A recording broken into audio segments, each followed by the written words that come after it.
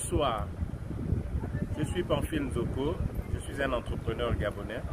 Je viens ici encore mettre sur le plateau une situation qui nous dépasse, qui nous écœure, qui nous frustre, qui nous met mal à l'aise, une situation sociale.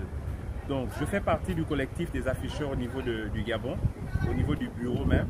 Et il y a en 2014 précisément, on a vu des militaires sous ordre de la présidence démanteler les panneaux des Gabonais sans avertir.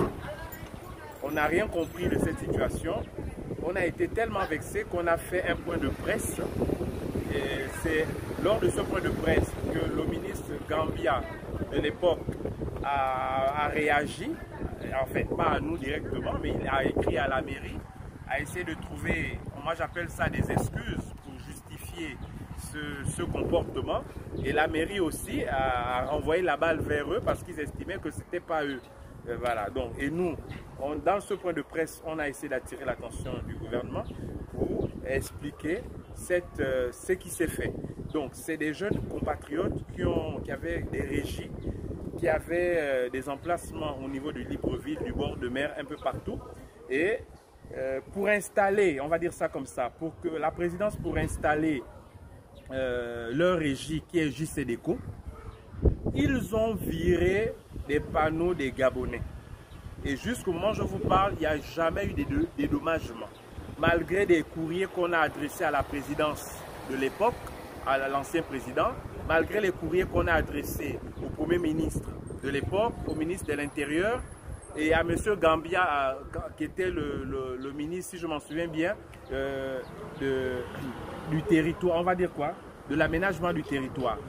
Donc, on vient interpeller parce qu'on estime que c'est une injustice. Qui dit injustice, ça doit être réparé parce que la plupart d'entre nous, certains avaient pris des crédits pour mettre en place ces panneaux. D'autres ont même cessé l'activité parce qu'ils n'avaient que ça comme activité pour vivre. Et c'est un regroupement dans le cas d'un collectif où plusieurs sont lésés. Ils sont lésés. Certains n'ont même plus le courage de se prononcer parce qu'ils ne savent plus quoi faire malgré les relances. Et là, nous estimons que le CTRI, qui a une oreille quand même assez attentive par rapport à la situation des Gabonais, nous espérons que cette situation pourra trouver, on va dire quoi, une suite ou un dénouement. Je vous en remercie et à bientôt.